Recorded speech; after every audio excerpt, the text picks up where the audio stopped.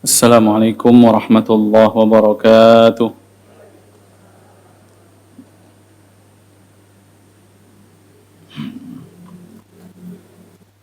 Innal hamdalillah nahmaduhu wa nasta'inuhu wa nastaghfiruh wa na'udzu billahi min shururi anfusina wa sayyiati a'malina. Man yahdihillahu fala mudilla lahu wa man yudlilhu fala hadiya lahu.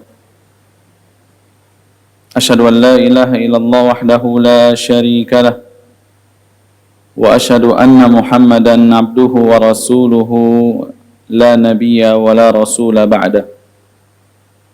Qala Allah Ta'ala ya ayyuhalladzina amanu taqullaha haqqa tuqatih wa la tamutunna illa wa antum muslimun. Ya ayyuhan nasu taqu rabbakumul ladzi khalaqakum min nafsin wahidah wa khalaqa minha zawjaha wa batha minhuma rijalan katsiran wa nisaa'a wattaqullaha alladzi tasaaluna bihi wal arham innallaha kana 'alaikum raqiba. Ya ayyuhalladzina amanu taqullaha wa qulu qawlan sadida yuslih lakum a'malakum wa yaghfir lakum dhunubakum wa man yuti'illaha wa rasulahu faqad faza fawzan 'azima. Amma ba'du fa inna asdaqal hadithi kitabullah wa ahsanal hadyi hadyu Muhammadin sallallahu alaihi wasallam wa syarral umuri muhdatsatuha wa kullu muhdatsatin bid'ah wa kullu bid'atin dhalalah wa kullu dhalalatin finnar. Alhamdulillah, segala puji hanya milik Allah Jalla Jalaluh.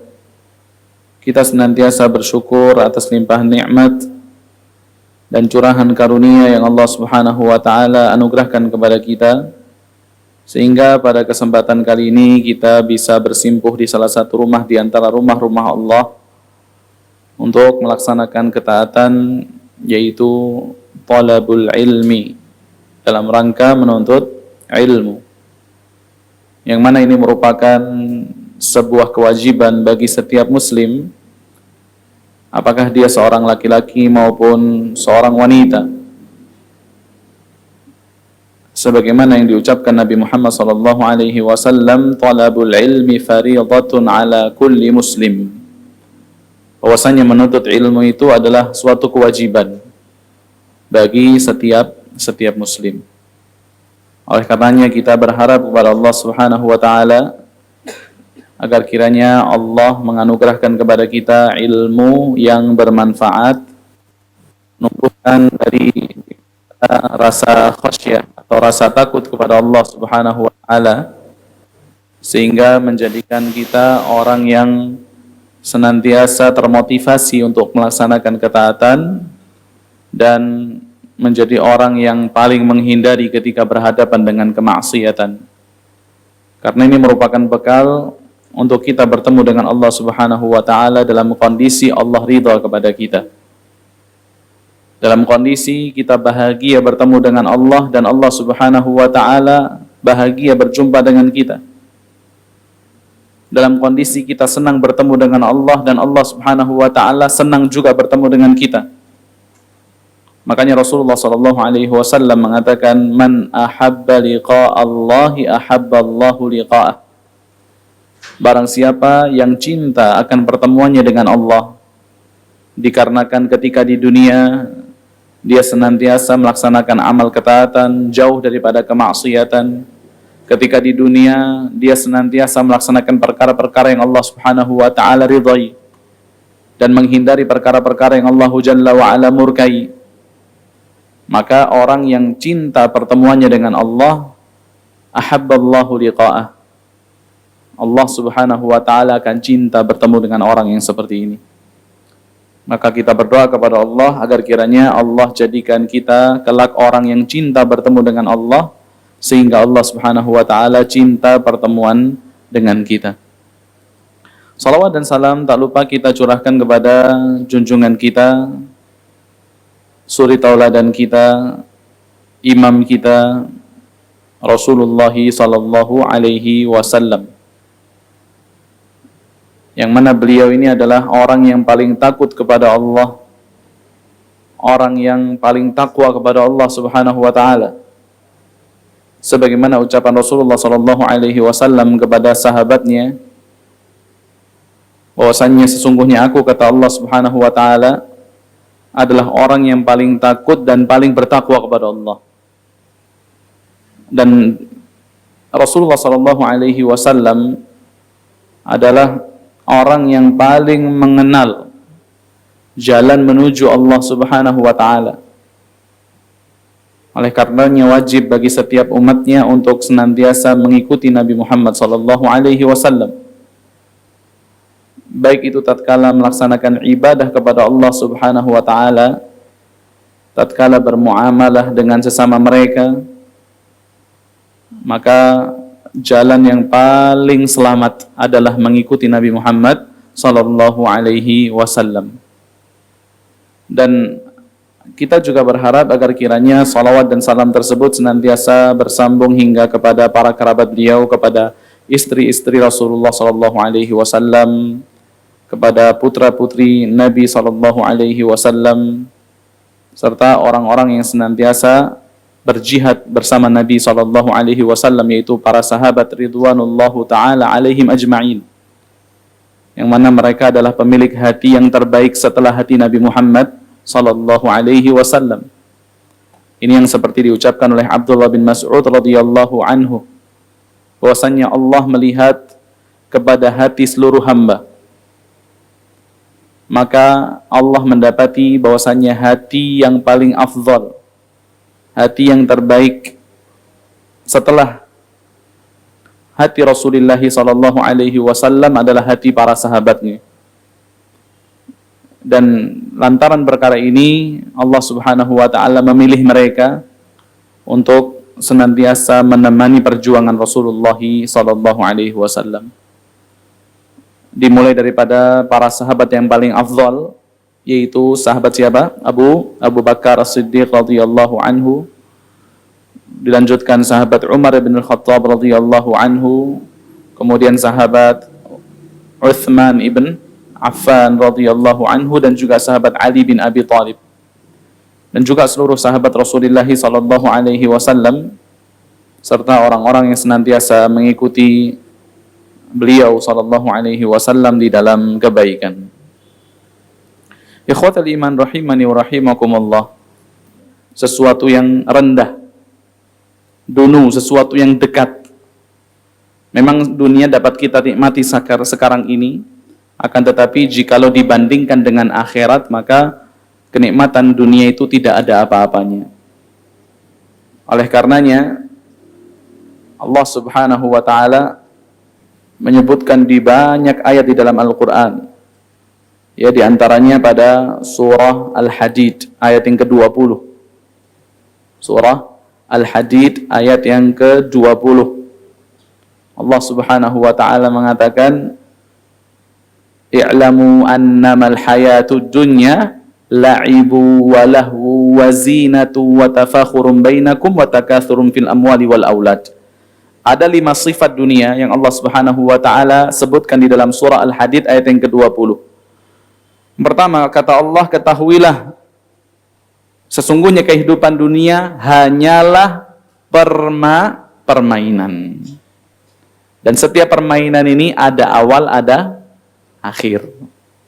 Nggak ada yang namanya permainan itu kemudian tidak berhenti, terus berjalan, itu tidak ada.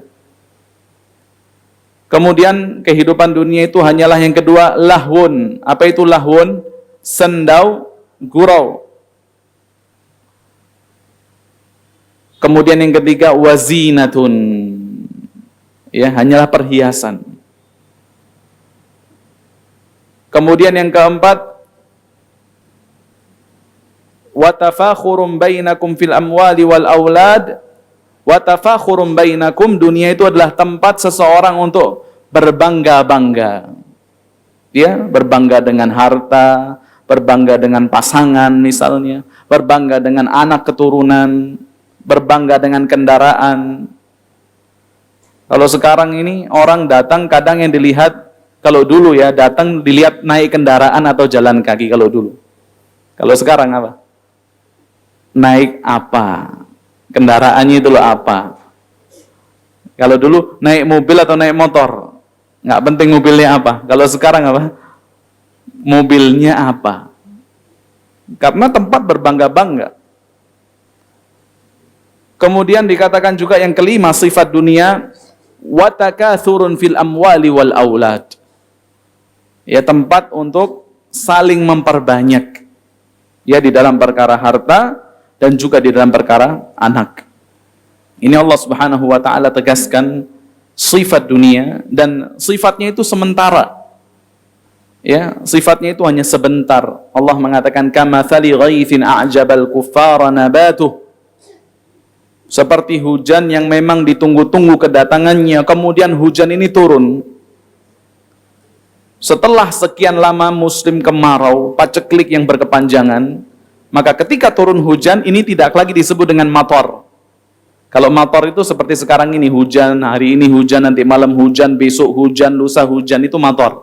Tapi kalau sudah berlangsung lama musim paceklik, kemarau yang panjang, kemudian turun hujan untuk pertama kali, itu tidak lagi disebut matar, melainkan disebut dengan ghaif.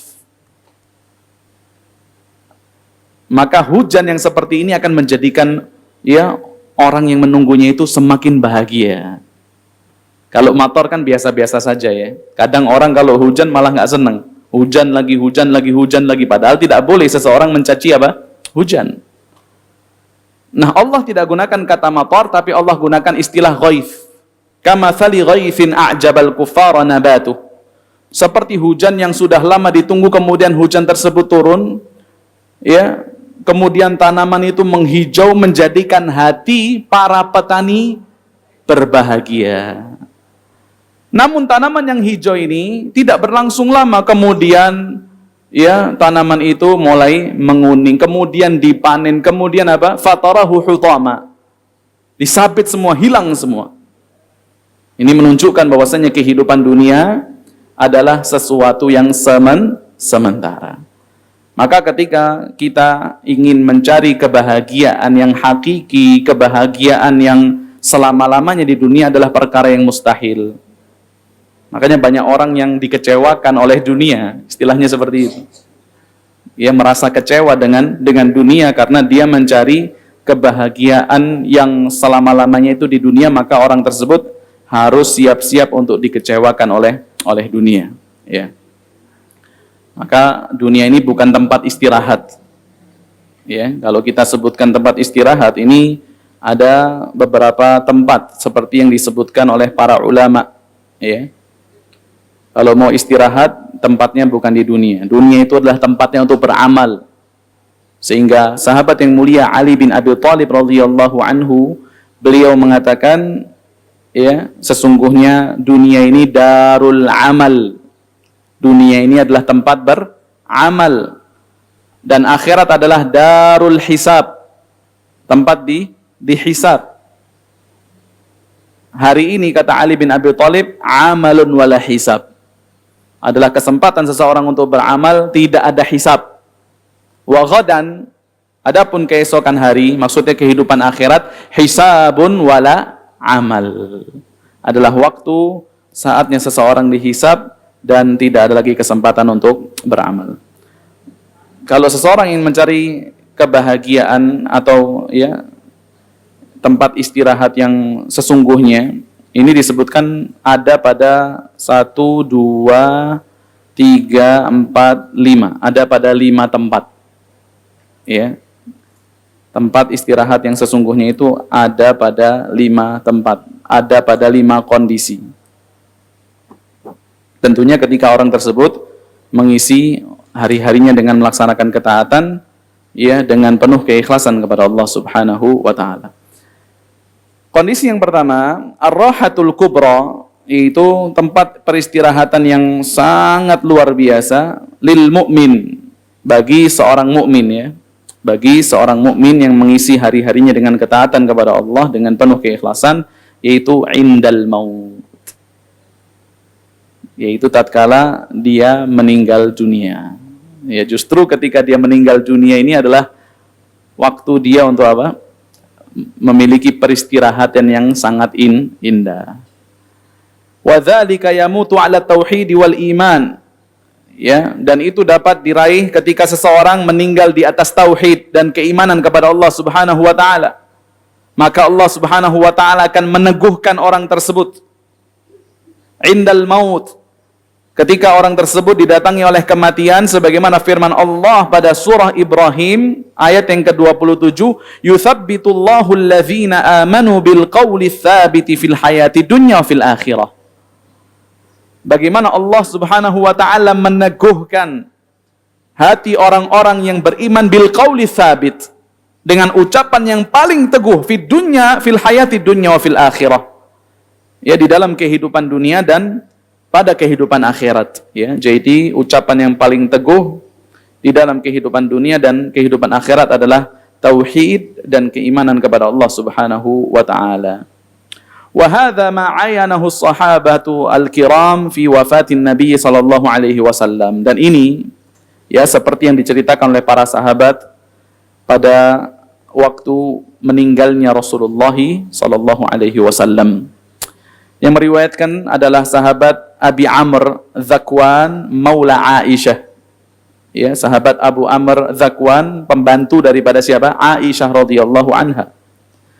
Beliau mengatakan, inna Aisyah kanat taqul, sesungguhnya Aisyah itu senantiasa mengucapkan, inna min ni'amillahi alayya anna Rasulullah sallallahu alaihi wasallam tuwfiya fi baiti wa fi yaumi wa baina sihri wa nahri. Bahwasannya termasuk di antara kenikmatan yang Allah anugerahkan kepada diriku, kata Aisyah, yaitu diwafatkannya Rasulullah sallallahu alaihi wasallam di rumahku, ya, pada hari yang memang giliranku dia berada di pangkuanku, kata Aisyah. Wa anna Allah jama'a baina riqi wa riqihi inda mautih, kata Aisyah, dan Allah Subhanahu wa taala sebelum Rasulullah sallallahu alaihi wasallam wafat, Allah itu menjadikan air liurku bercampur dengan air liur beliau. Ya, jadi ini kenikmatan yang sangat luar biasa yang dirasakan oleh Aisyah radhiyallahu anha. Bagaimana kisahnya ketika ya Rasulullah sallallahu alaihi wasallam akan wafat? Aisyah mengatakan, dakhala alayya Abdurrahman, ya, masuk kepada kami Abdurrahman, yaitu saudara Aisyah radhiyallahu anha, wa biyadihi siwak, dan di tangan Abdurrahman ini ada setangkai siwak. Wa ana musnidatun Rasulullah sallallahu alaihi wasallam, ya, dan aku dijadikan Rasulullah sebagai tempat sandarannya. Aku jadikan diriku sebagai tempat sandaran Rasulullah sallallahu alaihi wasallam. Fara'aituhu yanzuru ilaihi wa araftu annahu yuhibbus siwak. Maka aku melihat Rasulullah sallallahu alaihi wasallam senantiasa menunjukkan pandangannya kepada siwak yang dibawa siapa tadi? Abdurrahman. Wa araftu annahu yuhibbus siwak, dan aku tahu bahwasanya Rasulullah itu sangat senang dengan siwak. Subhanallah. Ya. Rasulullah itu sangat senang dengan siwak. Bahkan Rasulullah itu pernah mengatakan, laula an asyqa ala ummati la amartuhum bis siwaki inda kulli wudu. Kalaulah aku tidak takut memberatkan umatku, maka aku akan perintahkan mereka untuk bersiwak setiap kali berwudu. Di riwayat yang lain dikatakan setiap kali akan melaksanakan apa? Salat. Ini adalah sunnah Rasulullah sallallahu alaihi wasallam yang sekarang ini banyak ditinggalkan oleh umatnya. Ya, padahal adalah sesuatu yang mudah bagi kita untuk menempatkan siwak itu di tas kita. Masya Allah, tasnya ibu-ibu apalagi kan? Segini semua tasnya ya. Dibawa kemana-mana. Isinya apa? Tisu, apalagi? Kipas angin. Nah, pasti ibu-ibu itu tasnya isinya kipas angin. Ya, kipas apa? Genggam gini ya. Aku pasti ada kan ya. Bukan yang gede, bukan. Kipas angin yang apa? Genggam. Kemudian apa lagi? Ada kipas lagi. Apa lagi? Mukena, Masya Allah. Apa lagi? Kacamata. Siwak, payung. Oke, musim hujan. Siwak itu paling segini kecil. Masa sih tidak ada tempat bagi siwak di tas kita yang besar? Ya, maka mulai sekarang coba untuk senantiasa mengagungkan sunnah Rasulullah SAW yang namanya siwak. Ketika wudu pakai siwak. Ketika mau sholat pakai siwak. Ketika masuk rumah, ini kebiasaan Rasulullah menggunakan apa? Siwak. Dan aku tahu Rasulullah sallallahu alaihi wasallam mencintai siwak. Faqult, maka aku mengatakan kepada Rasulullah, akhudhuhu lak. Aku ambil ya siwaknya untuk kamu, gitu ya kata Aisyah. Fa asyara bi ra'sihi an-na'am. Karena Rasulullah sudah sakit keras, ya. Dia tidak bisa berucap, tidak bisa berkata-kata, maka Rasulullah memberikan isyarat dengan kepalanya, maknanya apa? Iya. Fatanawaltuhu fashtadda alaih, maka aku kemudian julurkan siwak tersebut kepada Rasulullah, tapi Rasulullah kesulitan untuk menggunakan siwak tersebut. Kemudian aku katakan lagi kepada Rasulullah, alinuhu lak, mau enggak siwak ini aku lembutkan untuk engkau? Fa asyara bi ra'sihi an-na'am, maka kembali Rasulullah itu menganggukkan kepalanya, maknanya apa? Iya. Falayyantuhu, maka aku kemudian melembutkan siwak tersebut dengan menggigitnya. Wa baina yadayhi, ya, kemudian dan di antara tangan Rasulullah itu ada semacam tempat isinya itu air. Sambil kemudian Rasul mengambil air tersebut dan mengusap wajahnya sambil mengatakan la ilaha illallah innalil mauti sakarat. La ilaha illallah, sesungguhnya ya kematian itu adalah memiliki sakarat. Thumma nassaba yadahu faja'ala yaqul, ya, kemudian digunakan siwak tersebut kepada Rasulullah SAW dan Rasul kemudian mengatakan fir rafiqil a'la hatta qubida wa malat yaduhu, ya. Sampai kemudian Rasul mengatakan fir rafiqil a'la sampai kemudian Allah wafatkan dan tangannya itu mulai apa? Melemas, ya. Ini adalah tempat, ya, yang menjadikan seorang mukmin berbahagia, istirahat dengan istirahat yang sebenar-benarnya itu ketika meninggal dunia atau akan meninggal dunia. Ketika dia mengisi waktunya, kehidupannya dengan melaksanakan ketaatan kepada Allah, maka kematian ini akan menjadi sebuah momentum untuk dia beristirahat, ya. Dan sebelum Rasulullah SAW meninggal dunia, di riwayat yang lain diriwayatkan oleh sahabat Anas bin Malik radhiyallahu anhu, beliau mengatakan, lamma wajada Rasulullah sallallahu alaihi wasallam min karabil maut ma wajad. Ketika Rasulullah sallallahu alaihi wasallam merasakan, ya, sakitnya sebelum datang kematian sebagaimana yang beliau rasakan, qalat Fatimatu, maka putri beliau Fatimah, beliau mengatakan, wa karba abatah, ya, sungguh berat sekali wahai ayahku. Faqala Rasulullah sallallahu alaihi wasallam, maka Rasulullah sallallahu alaihi wasallam beliau bersabda, la karba ala abiki ba'dal yaum.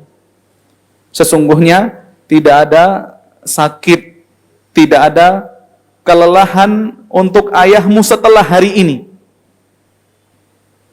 Setelah hari ini tidak akan ada kelelahan. Ini yang menjadikan Fatimah radhiyallahu anha menangis.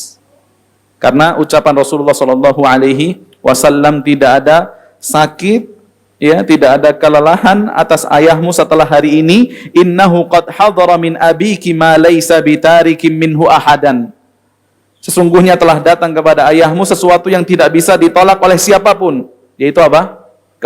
Kematian. Dari ucapan Rasulullah ini, beliau mengatakan la karba ala abiki ba'dal yaumi abada. Sesungguhnya tidak ada sakit, ya, yang akan diderita oleh ayahmu setelah hari ini selama-lamanya. Menunjukkan bahwasannya siapapun yang hidup di dunia sebelum datang kematian, itu kalau dia didatangi oleh penyakit, ya, kepayahan, kelelahan, inilah sesuatu yang wajar, ya, sesuatu yang wajar.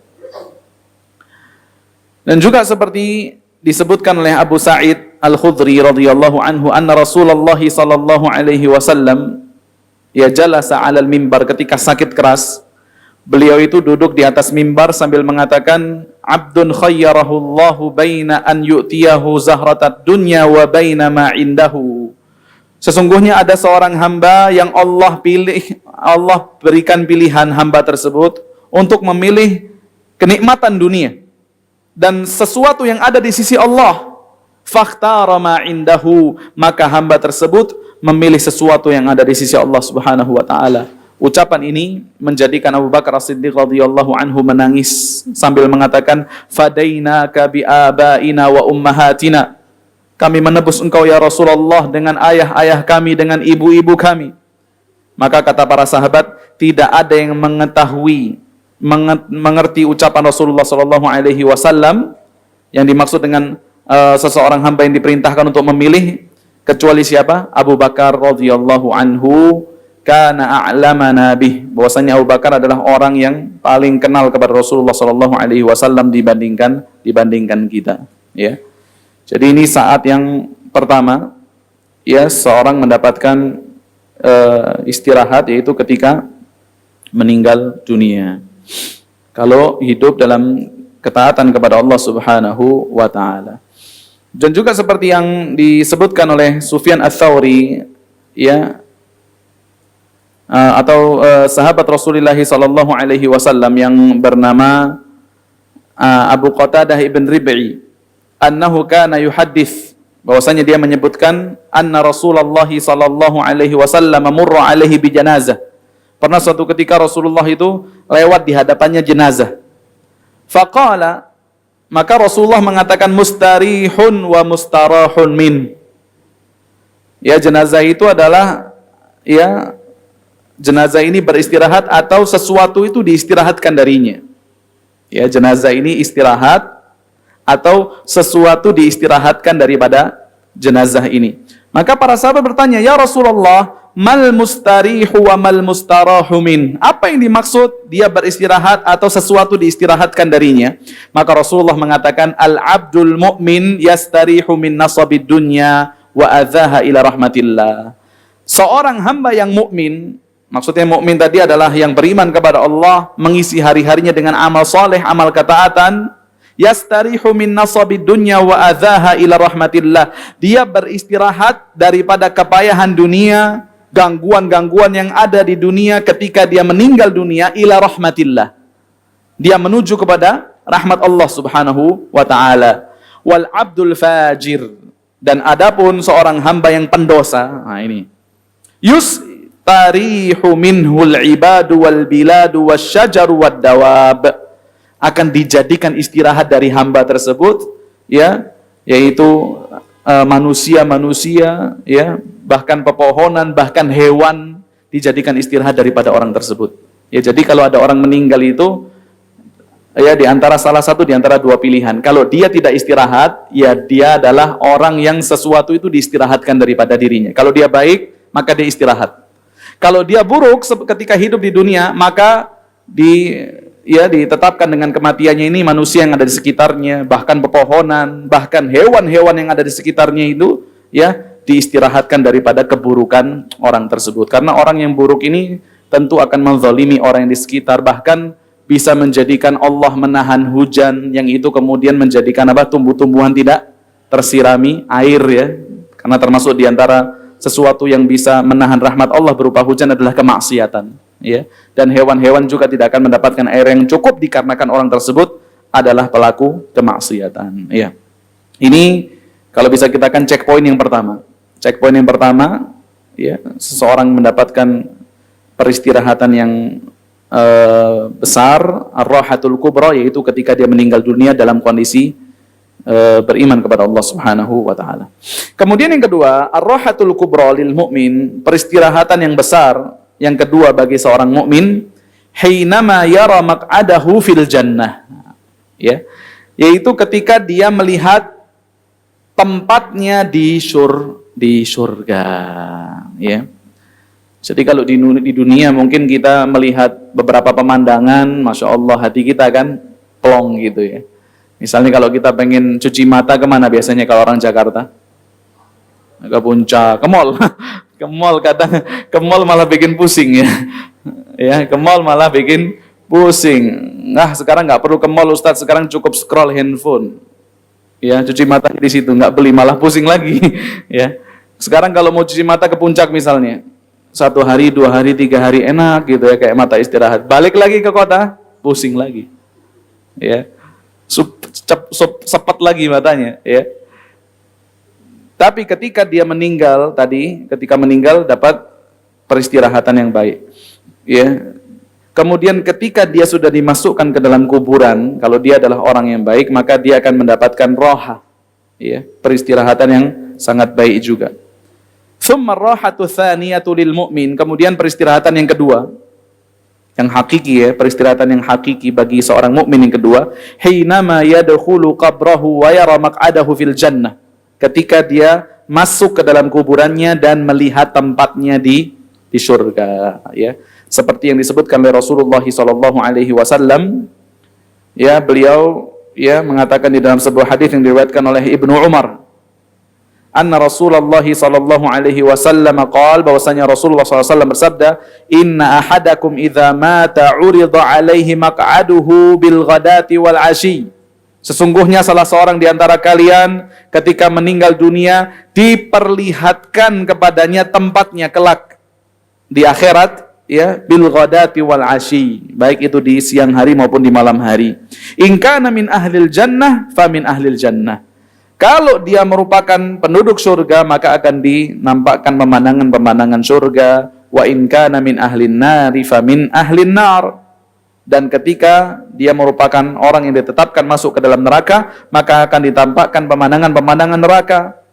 Yuqalu hadza maq'aduka hatta yab'atsakallahu ilaihi yaumal qiyamah. Maka akan dikatakan kepada orang-orang tadi, ini tempatmu sampai, ya, kamu nanti akan dibangkitkan oleh Allah Subhanahu wa taala pada hari kiamat. Makanya, ya, jenazah yang baik, ya, ketika meninggal dunia kemudian ditampakkan tempatnya di surga, maka tidak ada sesuatu yang mereka minta kecuali agar Allah menyegerakan hari kiamat.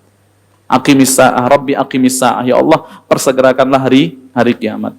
Dan ketika seorang ini adalah orang yang fajir, kemudian ditampakkan pemandangannya di neraka, maka tidak ada yang mereka minta kecuali apa? Agar Allah tidak menyegerakan hari kiamat, karena mereka khawatir akan, ya, dipindahkan ke tempat yang buruk tersebut. Itu yang kedua. Ya, jadi kalau mau di dunia ini mau cari tempat yang bikin mata kita itu adem terus, itu nggak ada, ya. Kadang ke mall, wah, saya ini kelihatannya mata saya enaknya itu refreshing itu di mall, pulang pusing lagi, saldo berkurang, pusing juga. Ya, apalagi kalau misalnya barang yang dibeli ternyata dilihat, oh ternyata bisa lebih murah kalau belinya di sebelah sana, malah apa? Malah dongkol lagi hatinya, gitu ya. Maka tidak ada tempat istirahat di dunia. Tempat istirahat itu ketika seseorang, ya, dalam kondisi baik di kuburannya. Kemudian yang ketiga, ar-rahatul kubra, tempat istirahat atau kebahagiaan yang besar bagi seorang mukmin yang ketiga, hinama ya'khudhu kitabahu biyaminih. Ya, ketika dia merupakan orang yang Allah tetapkan mengambil catatan amalannya itu dengan tangan kanannya, ya, dengan tangan kanannya. Sebagaimana yang Allah katakan di dalam Al-Quran pada surah Al-Haqqah, mulai ayat yang ke-18 sampai ayat yang ke-24. Allah mengatakan, yauma idzin tu'raduna la takhfa minkum khafiyah. Pada hari itu semua ditampakkan, ya, amalan-amalan kita ditampakkan, tidak ada satupun daripada amalan tersebut yang tersembunyi. Semua akan ditampakkan oleh Allah. Fa'amma man utiya kitabahu biyaminih. Dan adapun orang-orang yang diberikan catatan amalannya dengan tangan kanannya, fayaqulu ha'umuqra'u kitabiyah. Maka mereka mengatakan, ini bacalah kitabku, ya, bacalah catatan amalanku. Inni dhanantu anni mulaqin hisabiyah. Sesungguhnya aku yakin, ya, bahwasannya aku akan bertemu dengan hari ini, yaitu hari di mana semua manusia dihisab oleh Allah Subhanahu wa taala, dan keyakinannya bertemu dengan hari hisab ini menjadikan dia orang yang semangat untuk melaksanakan amal ketaatan ketika di dunia, ya. Jadi dhanna di sini bermakna, ya, yakin, ya. Dia yakin bahwasannya akan ada hari di mana manusia dihisab, sehingga dia beramal dengan amal yang baik, sehingga mendapatkan kesempatan mendapatkan catatan amalan dari tangan sebelah kanan. Fahuwa fi 'ishatir radiyah. Maka orang itu berada di dalam kehidupan yang diridhai. Fi jannatin 'aliyah, berada di surga yang tinggi. Qutufuha daniyah, yang mana memiliki buah-buahan yang dahannya itu rendah. Ya, buah-buahannya itu dahannya apa? Rendah dan mudah untuk dijangkau. Kulu washrabu hani'an bima aslaftum fil ayyamil khaliyah. Makanlah, minumlah ya dengan bahagia ya atas hari-hari yang sudah kamu lalui, hari-hari yang sudah kamu habiskan di dunia dengan capek, lelah untuk beribadah kepada Allah Subhanahu wa taala ya. Jadi kalau sekarang ini kita lelah, misalnya datang ke masjid ini untuk datang menghadiri kajian, capek kita ya. Lelah kita misalnya bangun di malam hari untuk sholat tahajud ya. Capek kita misalnya kalau kita belum bisa ngaji, kita belajar tajwid, capek kita.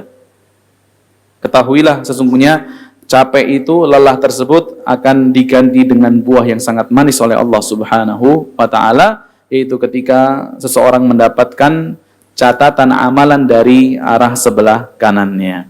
Kemudian yang keempat, ar-rahatul kubra lil mu'min ya.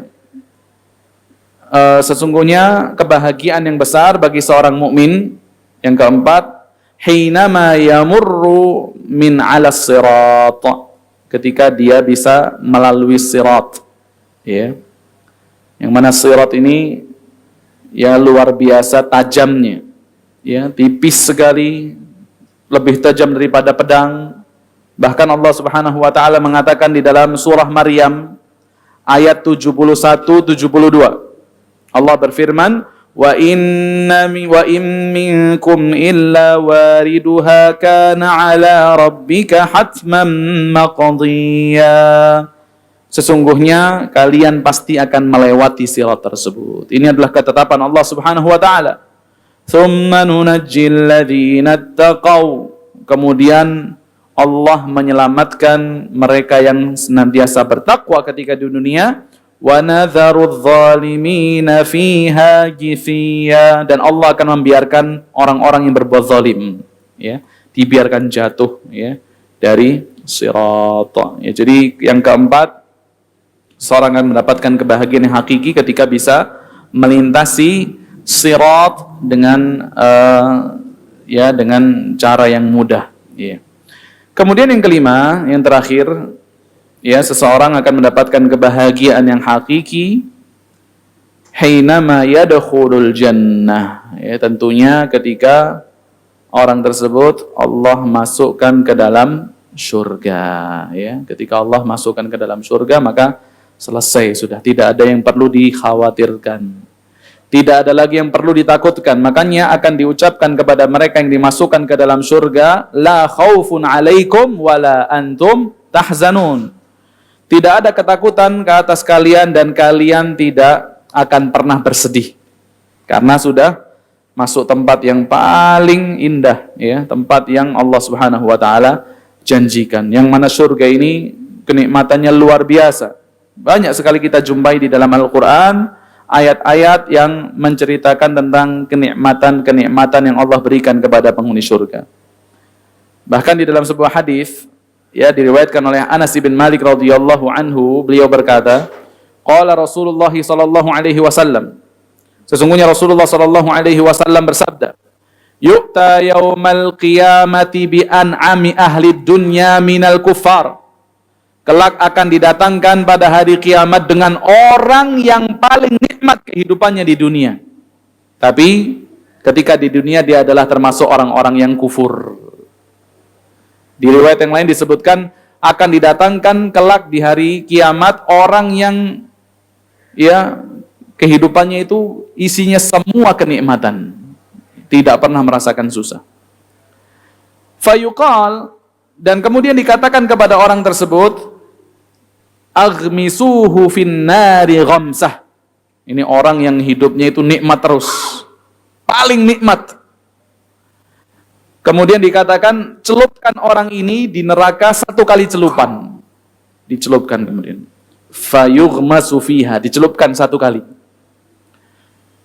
Tsumma yuqalu lah, setelah dicelupkan kemudian diangkat dan ditanyakan kepada orang tersebut, "Ai fulan, hal asabaka na'imun qat?" Wahai si fulan, apakah engkau pernah merasakan kenikmatan barang sebentar? Fayaqul, orang itu mengatakan, "La, ma asabani na'imun qat." Aku tidak pernah merasakan kenikmatan barang sedikit. Subhanallah ya. Satu celupan ini bisa menjadikan dia lupa seluruh kenikmatan yang pernah dia rasakan di dunia. Ya. Kemudian didatangkan bi asyaddil mu'minina dhurran wa bala'a.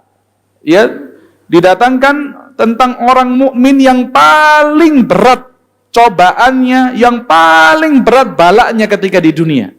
Susah terus hidupnya di dunia. Kemudian fayuqal, dikatakan juga, aghmisuhu ghamsatan fil jannah. Celupkan orang ini satu celupan di surga. Ini hidupnya susah terus di dunia. Ya. Kalau kita Masya Allah susahnya apa? Ya kadang-kadang ya. Seringnya apa? Nikmat. Kita harus jujur, subhanallah. Nikmat yang Allah kasih itu apa? Jarang nikmatnya. Susah terus. yang banyak nikmatnya atau susahnya? Kadang, tapi nikmatnya banyak. Bahkan pada kesusahan tersebut ada nikmat Allah Subhanahu wa taala. Kalau itu kita bisa selami, kalau itu kita bisa renungi, ya, kita akan mendapatkan kenikmatan di dalam kesusahan. Sehingga orang tersebut setelah dicelupkan satu kali celupan, kemudian diangkat. Ditanyakan kepada orang itu, "Ai fulan, hal asabaka dhurran qat?" Wahai fulan, apakah engkau pernah merasakan kesulitan? Dhurran itu kepayahan, kesedihan, termasuk semua. Au bala, pernah merasakan bala sedikit pun? Fayaqul, maka orang tadi yang satu celupan di surga ditanya seperti itu, maka dia mengatakan, "Ma asabani qattu dhurran wala bala." Ma asabani qattu dhurrun wala balaun. Aku tidak pernah mendapati sedikit pun rasa susah, bala, kesedihan dan seterusnya. Jadi satu kali celupan di neraka bisa menjadikan orang yang hidupnya itu nikmat di dunia itu melupakan seluruh kenikmatan yang pernah mereka rasakan, sebagaimana satu celupan di surga bisa menjadikan orang yang hidupnya itu susah di dunia lupa akan kesusahan, ya. Jadi pada 5 kondisi ini, pada 5 checkpoint ini, pada 5 tempat ini, seseorang akan mendapatkan kebahagiaan. Yang pertama yaitu ketika apa tadi? Meninggal dalam kondisi yang baik. Kemudian yang kedua ketika dimasukkan ke dalam kubur. Yang ketiga ketika diberikan catatan dengan tangan kanan. Yang keempat apa? Ketika berhasil melintasi sirat. Dan yang kelima adalah ketika Allah masukkan dia ke dalam surga, ya. Jadi kalau tujuan kita, hidup kita di dunia ini tujuannya adalah untuk mendapatkan kebahagiaan pada 5 tempat ini, pada 5 kondisi ini, pada 5 keadaan ini, ya, maka kita akan memanfaatkan waktu kita, kesempatan kita untuk taat kepada Allah Subhanahu wa taala, ya. Makanya Rasulullah SAW beliau mengatakan, "Man kanatid dunya hammuh." Barang siapa yang keinginannya adalah perkara dunia, maka disebutkan ja'alallahu faqrahu baina ainai. Allah akan jadikan kefakiran itu berada di antara kedua pelupuk matanya. Maksudnya kalau dia kehidupannya yang dipikirkan dunia terus, maka akan dijadikan kurang terus, nggak akan pernah cukup. Ya. Kemudian kata Rasulullah sallallahu alaihi wasallam, wa shattata alaihi syamlahu, Allah akan cerai-beraikan urusannya. Walam ya'tihi dunya illa ma qaddara lahu, dan tidak akan datang kepadanya dunia kecuali seperti yang Allah tetapkan untuk dirinya.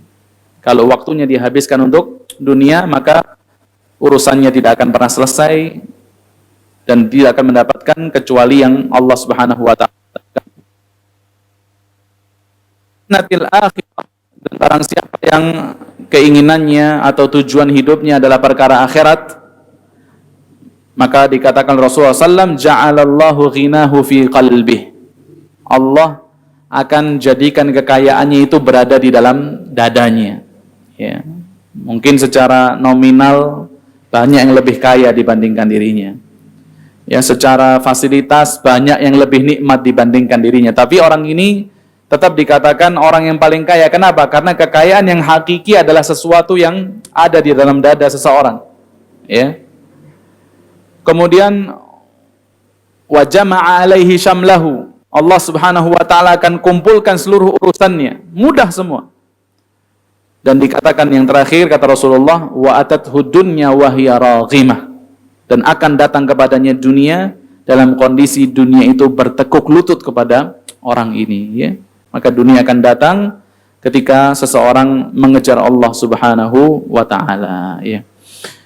Oleh karenanya ikhwatal iman rahimani wa rahimakumullah, agar kita ya tidak senantiasa merasa dikecewakan oleh dunia yang selama ini kita kejar, gitu kan ya. Banyak orang yang menghabiskan waktunya untuk dunia, begitu dia tidak mendapatkan sesuai dengan ekspektasinya, maka dia merasa dikecewakan oleh dunia. Maka agar kita tidak memiliki ya perasaan yang seperti itu, ada beberapa langkah ya untuk menghindarkan diri kita dari kekecewaan. Langkah yang pertama ya yaitu as-sabr war ridha.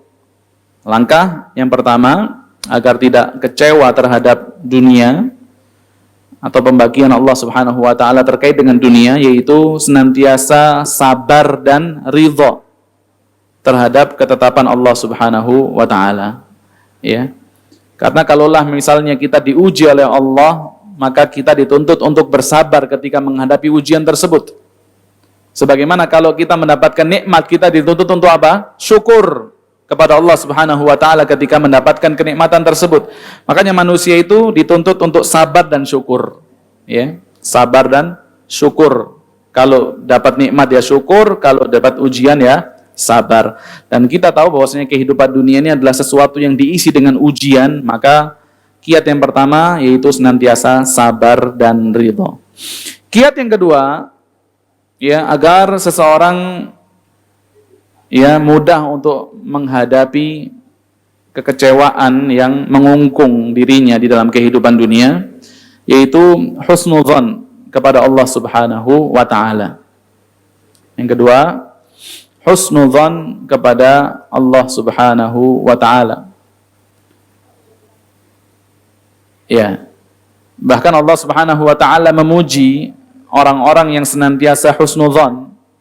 Ya, di dalam surah Al-Baqarah Allah mengatakan wa ahsinu innallaha yuhibbul muhsinin. Dan berbuat baiklah, sesungguhnya Allah mencintai orang yang berbuat baik. Nah, di sini para ahli tafsir mengatakan wa ahsinu maknanya adalah ahsinu dhanna billah. Berbaik sangkalah kalian kepada Allah. Sesungguhnya Allah cinta ya dengan orang yang senantiasa berbaik sangka kepada Allah Subhanahu wa taala, ya. Jadi kalau kita sudah dicintai oleh Allah Subhanahu wa taala, selesai urusan kita. Tidak ada kesulitan yang dapat menjauhkan kita daripada Allah. Tidak ada bala, cobaan, ujian yang dapat menjauhkan kita dari Allah kalau kita dicintai oleh Allah Subhanahu wa taala. Ya. Jadi berbaik sangka kepada Allah adalah solusi. Ya, berbaik sangka kepada Allah adalah merupakan solusi. Terlebih lagi, Allah mengatakan di dalam sebuah hadis qudsi, ya, Allah berfirman, "Ana 'inda dhanni 'abdi bi." Sesungguhnya aku, kata Allah, senantiasa berada sesuai dengan prasangka hambaku kepadaku. In dhanna bi khairan falahu wa in dhanna bi syarran falahu. Kalau hambaku berbaik sangka kepadaku, maka kebaikan itu untuk dirinya. Dan ketika hambaku berburuk sangka kepadaku, maka keburukan juga untuk hamba tersebut. Ya, jadi berbaik sangka kepada Allah, bahwasanya Allah ya mungkin berikan ujian tentunya bukan untuk membinasakan kita, gitu loh ya. Ujian yang datang ini bukan untuk membinasakan kita, tapi ujian yang datang banyak terkandung hikmah yang sangat besar dalamnya. Contohnya, seseorang Allah Subhanahu wa taala yang gugurkan kesalahannya ketika dia bersabar.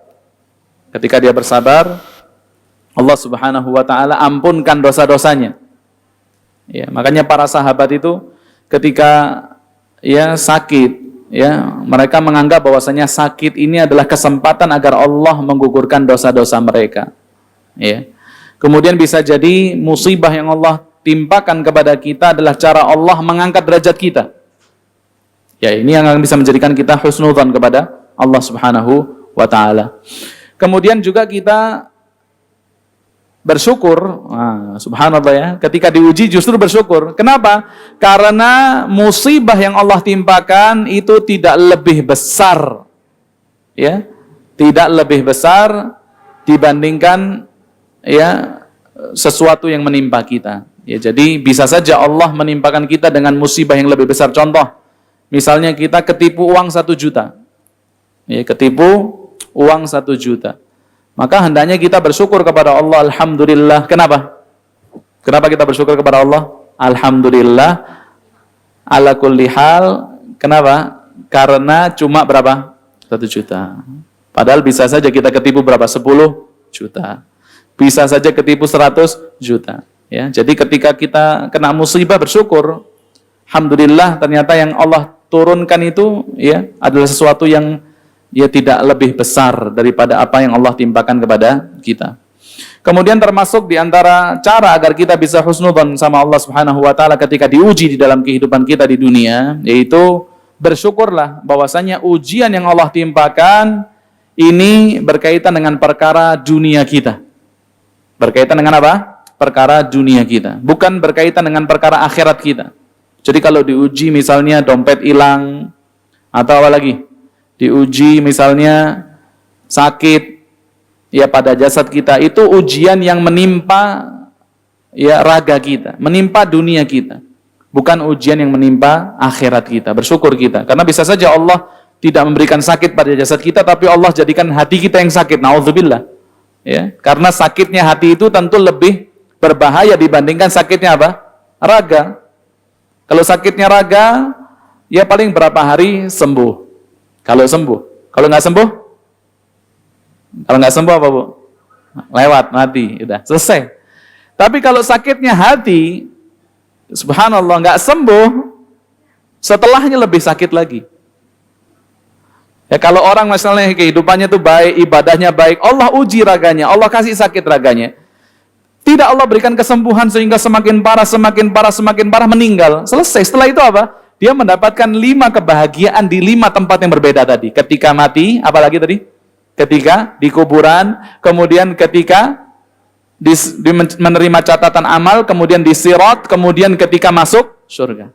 Tapi kalau yang diuji, yang ditimpakan musibah itu pada perkara hati, ya, kemudian meninggal dalam kondisi seperti itu, maka kebalikannya. Kalau tadi orang yang diuji raganya kemudian bersabar meninggal, istirahat dia, istirahat daripada apa? Sakitnya, selesai sakitnya. Tapi kalau sebaliknya, orang lain justru istirahat dari dirinya. Ya, orang yang selama ini disakiti, ya seneng kalau ada orang yang suka menyakiti meninggal, udah deh, saya sudah tidak bisa disakiti lagi sama dia. Ya, jadi yang keempat, kita kalau supaya bisa husnudzan ya kita bersyukur bahwasanya yang Allah timpakan itu pada perkara dunia kita. Makanya Rasulullah SAW itu ketika diuji Allah suka mengucapkan, beliau mengatakan ya di dalam doanya yang sangat panjang, Allahumma qsim lana min khasyatika ma tahulu bainana wa baina ma'siyatik wa min ta'atika ma tuballighuna bihi jannatak wa min al-yaqini ma tuhawwinu bihi alaina masa'ib ad-dunya wa mati'na Allahumma bi asma'ina wa absarina wa quwwatina abadan ma abqaitana waj'alhu al-waritha minna wala taj'al musibatana fi dinina. Rasulullah mengatakan, ya Allah, janganlah kamu jadikan musibah itu menimpa perkara agama kami, jangan, ya. Musibah menimpa perkara agama itu contohnya udah nggak ikhlas ketika ibadah, ya. Contohnya lagi nggak qanaah hatinya, selalu merasa kurang. Itu musibah yang menimpa perkara agama. Tapi kalau musibah menimpa perkara dunia, ini ya dirasa lebih baik ya dibandingkan musibah menimpa perkara agama, ya. Jadi yang kedua, agar kita tidak selalu frustasi, ya, kecewa terus terhadap dunia, ya berbaik sangka kepada Allah Subhanahu wa taala. Kemudian yang ketiga, ya, yaitu hendaknya kita mengisi waktu-waktu kita dengan melaksanakan ibadah yang dapat menjadikan kita Allah berikan kesabaran. Ya, contohnya apa? Salat. Ya, contohnya salat. Allah mengatakan wasta'inu bis sabri was shalah. Memohonlah pertolongan kepada Allah dengan sabar dan salat. Ya, makanya semakin diuji maka semakin banyak kita melaksanakan salat-salat sunnah, entah itu salat tahajud misalnya atau salat duha, ya. Dan subhanallah, kita ketika diuji sama Allah itu kok kayak mudah ya bangun salat malam, iya betul. Tapi kalau lagi seneng kadang lolos terus ya, salat tahajudnya kadang lewat terus. Tapi ketika diuji kayak subhanallah langsung melek. Memang pasang alarmnya 3:30, jam 3 sudah apa? Sudah bangun. Memang ini hikmah di balik musibah. Ya, menjadikan orang itu dekat dengan Allah Subhanahu wa ta'ala. Makanya ketika ditimpa musibah kita ucapkan apa? Inna lillahi wa inna ilaihi raji'un. Ya, kita ini milik Allah dan kita akan kembali kepada Allah. Salah satunya dengan cara apa? Melaksanakan ibadah kepada Allah Subhanahu wa ta'ala. Termasuk diantaranya Allah mengatakan dhaharal fasadu fil barri wal bahri bima kasabat aydin nas. Telah nampak kerusakan baik itu di daratan maupun di lautan akibat ulah tangan manusia, perbuatan dosa manusia.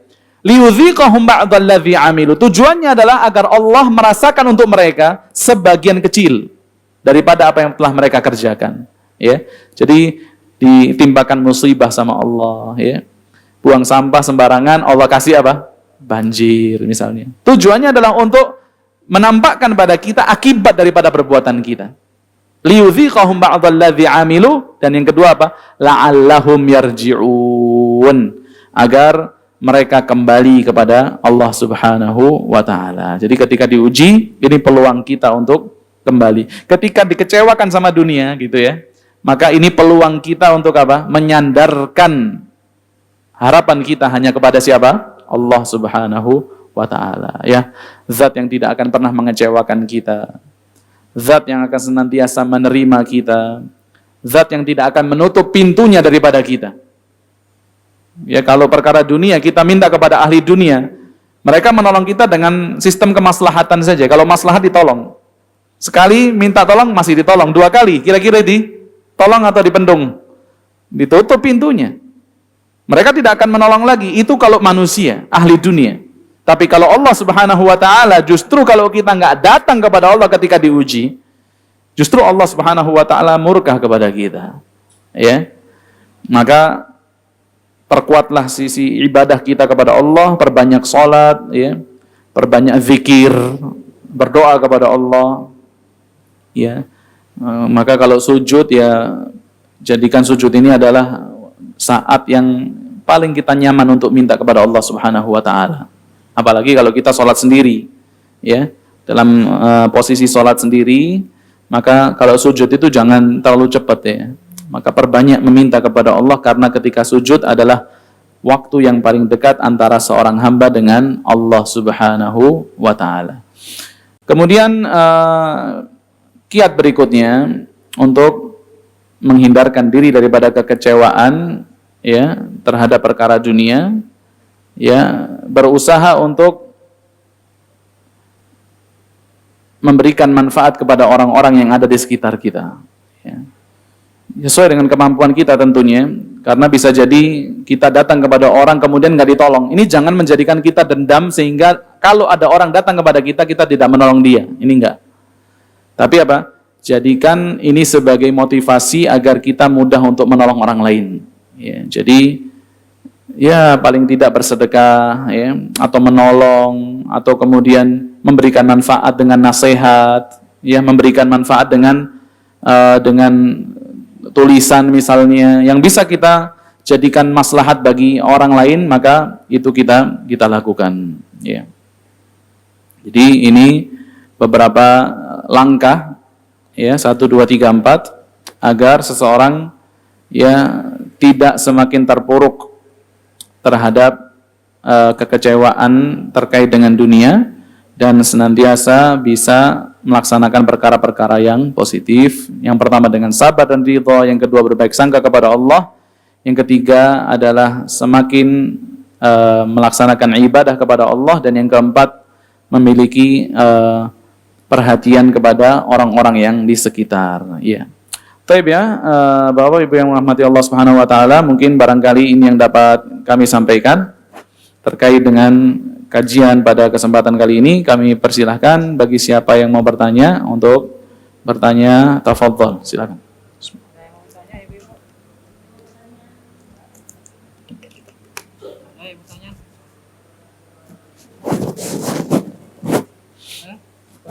Oh iya, ada yang bertanya Ibu?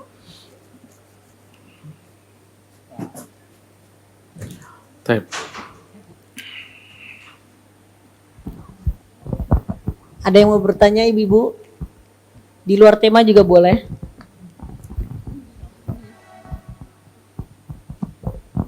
Assalamualaikum Ustaz. Waalaikumsalam warahmatullahi wabarakatuh. Izin bertanya Ustaz. Apa? Masalah sholat sunat tasbih itu memang ada itu apa namanya? Dalilnya Ustaz. Yaitu Assalamualaikum warahmatullahi wabarakatuh.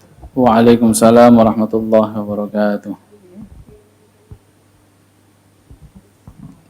Baik.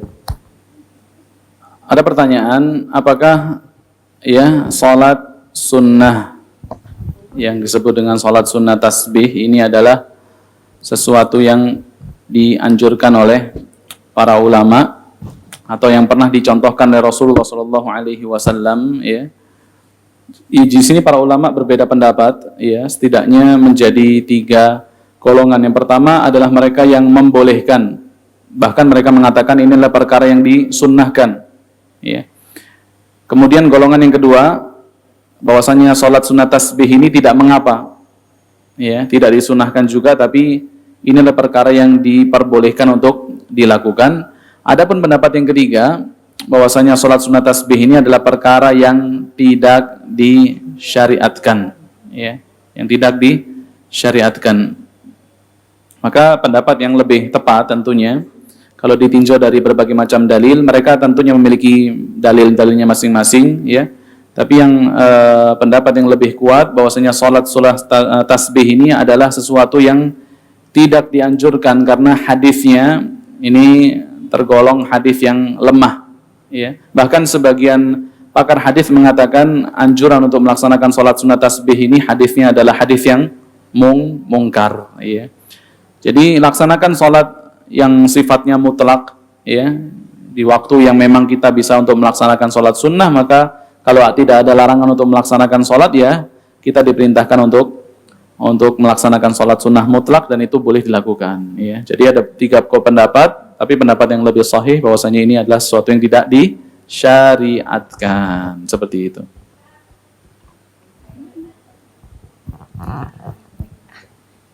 Assalamualaikum. Assalamualaikum warahmatullahi wabarakatuh. Mau nanya nih, Pak Ustadz. umpamanya, saya ini orang kaya Pak Ustadz. Rumah Amin. bagus, mobil bagus, tidur di kamar AC, makan enak, ada pembantu, ada sopir. Sementara amal soleh saya itu tidak sebanyak harta yang saya miliki. Saya hanya mengeluarkan kewajiban zakat. Tapi kebanyakan kan manusia, ini untuk warisan anak-anak. Bukan untuk ini, untuk itu. Gimana Pak Ustadz?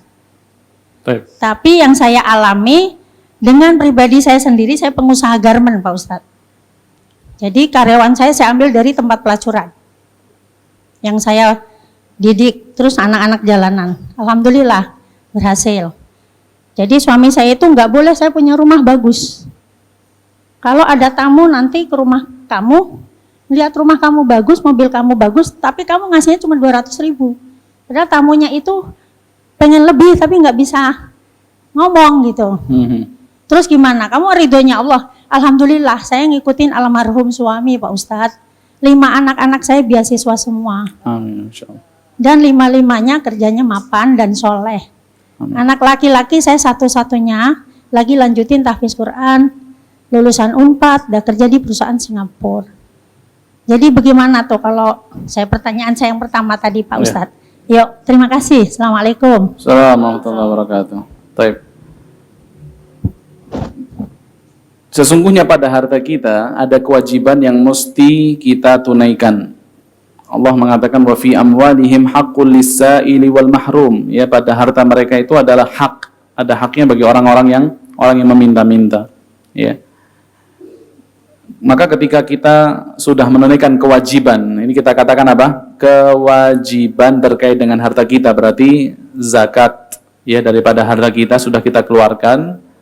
Kemudian ya namanya manusia, ya, kita pengen punya tabungan, ya, kita pengen upgrade mobil mungkin.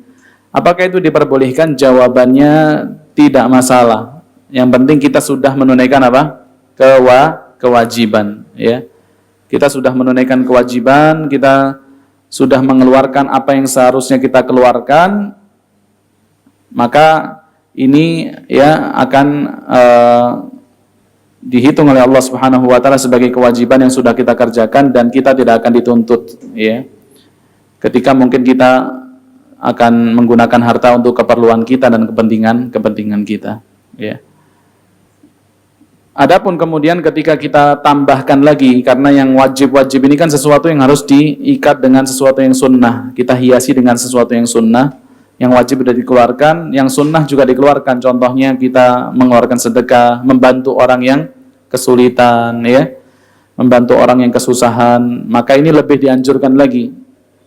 Dan seluruh amalan itu akan dilihat nanti ketika yang wajib dikerjakan. Kalau ada kekurangan, maka yang akan dilihat apa? Yang sunnah. Salatnya seperti itu, puasanya seperti itu, kemudian apa? Zakatnya seperti itu. Mungkin ketika kita mengeluarkan ada kurang-kurangnya, mungkin kurang, ya, sesuai hitungannya, jumlahnya dan seterusnya. Maka kalau ada kekurangan di situ, maka akan diambilkan daripada zakat-zakat sunnah atau sedekah-sedekah sunnah yang telah kita keluarkan. Jadi saya anjurkan kepada ibu yang sudah menunaikan kewajiban terkait dengan harta, hiasilah perkara tersebut dengan sesuatu yang sunnah. Semoga Allah Subhanahu wa taala lebih memudahkan lagi, ya, pada keluarga, pada harta diberikan keberkahan, disucikan hartanya daripada keburukan dan Allah bersihkan daripada dosa-dosa, ya, seperti itu, ya. Jadi bagus kalau ditambahkan juga dengan sesuatu yang sunnah. Dan tidak masalah kalau kita ingin memanfaatkan harta kita untuk kemaslahatan diri kita, anak kita, dan kita memikirkan keluarga kita, ya. Bahkan ada seorang sahabat yang bernama Sa'ad bin Abi Waqqas, ketika mau menyedekahkan seluruh hartanya dilarang sama Rasulullah, ya. Kata Rasulullah, sesungguhnya engkau tinggalkan anakmu dalam kondisi cukup, tidak minta-minta kepada manusia, itu lebih baik ketimbang kamu tinggalkan mereka ya dalam kondisi minta-minta kepada manusia, ya. Jadi boleh-boleh saja, yang penting kewajibannya dan dihiasi dengan yang sunnah-sunnah juga terkait dengan harta, ya. Baik. Ada lagi? Ustaz, saya Assalamualaikum warahmatullahi wabarakatuh. Waalaikumsalam warahmatullahi wabarakatuh. Semoga Ustaz beserta keluarga dan semua jamaah yang hadir di sini dalam keadaan sehat walafiat, rezeki berlimpah dan selalu dalam lindungan Allah Subhanahu wa taala. Ustaz, pertanyaan saya sepele. Saya sering kan kalau ada Assalamualaikum wajib menjawab, ya Ustaz, ya. Nah, saya sering tuh saya lagi sholat, suami saya pulang dari masjid, Assalamualaikum, saya lupa jawab. Karena lagi sholat, ya. Saya niatnya nanti habis selesai saya sholat saya jawab. Tapi saya sering lupa, Ustaz, gimana itu, Mas? Baik. Ke satu, kedua, sholat sunnah, tahiyatul masjid, qobliyah, atau satu lagi ba'diyah, itu tidak pakai setelah Al-Fatihah tidak ada baca surat, boleh tidak? Apa diharuskan harus ada bacaan selanjutnya setelah Al-Fatihah? Syukur Ustaz. Wassalamualaikum warahmatullahi wabarakatuh. Assalamualaikum warahmatullahi wabarakatuh. Tapi ketika kita melaksanakan sholat, ya, tentunya gerakan-gerakan sholat, bacaan-bacaan sholat, apa yang bisa kita lakukan, apa yang harus kita tinggalkan, itu sudah diatur di dalam sholat kita, ya. Dan sholat kita tidak bisa kita isi atau kita ucapkan perkataan-perkataan sebagaimana kita mengucapkan kepada manusia ketika kita sholat. Beda dengan tawaf. Kalau tawaf itu masih boleh kita berbicara. Ya, perbedaan sholat dengan tawaf itu seperti itu. Kalau tawaf nggak masalah berbicara ketika melaksanakan tawaf. Tapi ketika sholat tidak boleh mengucapkan kecuali seperti yang diperintahkan untuk diucapkan.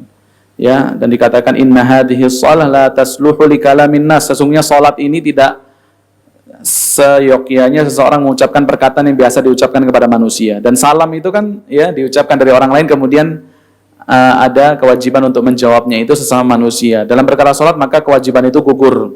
Ya, salat kita kerjakan, baru setelah itu setelah salam kita membalas salamnya. Setelah kita salam menyelesaikan salat baru kita balas salamnya, itu boleh-boleh saja. Iya. Seperti itu. Lupa nggak menjawab gitu.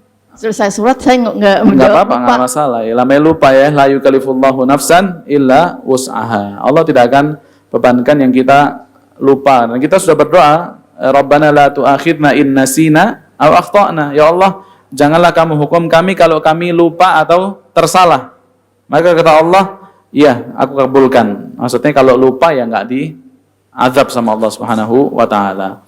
Kemudian yang kedua, setelah membaca suratul Fatihah, ya, apakah kita harus membaca surah, ya, entah itu surat pendek atau surat yang lain selain Al-Fatihah? Jawabannya, baca ya yang mudah untuk kita baca. Ya, meskipun kalau kita nggak baca itu nggak masalah. Ya. Tapi di dalam hadis Rasul mengatakan Iqra' ma tayassara ma'aka minal Qur'an. Bacalah apa yang mudah untuk kamu baca daripada Al-Qur'an setelah surat Al-Fatihah, ya. Maka di rakaat pertama misalnya kita baca surah Al-Falaq, rakaat kedua An-Nas.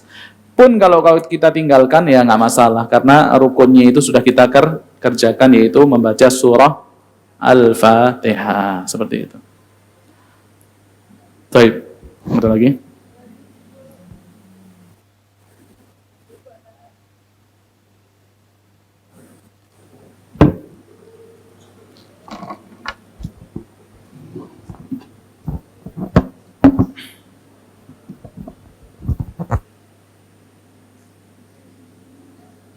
Baik ya. Jazakumullahu khairan. Ya, semoga Allah Subhanahu wa taala berikan pemahaman kepada kita, dan yang terpenting Allah mudahkan kita untuk dapat mengamalkan ilmu yang kita dapatkan sebagai bekal untuk bertemu Allah Jalla wa ala. Amin ya rabbal alamin. Kita tutup dengan doa kafaratul majlis. Subhanakallahumma hamdika asyhadu an la ilaha illa anta astaghfiruka wa atubu ilaik. Assalamualaikum warahmatullahi wabarakatuh. Dukung Al-Hujjah untuk punya tempat dakwah. Salurkan wakaf lahan melalui Bank Syariah Indonesia, nomor rekening 7796001377,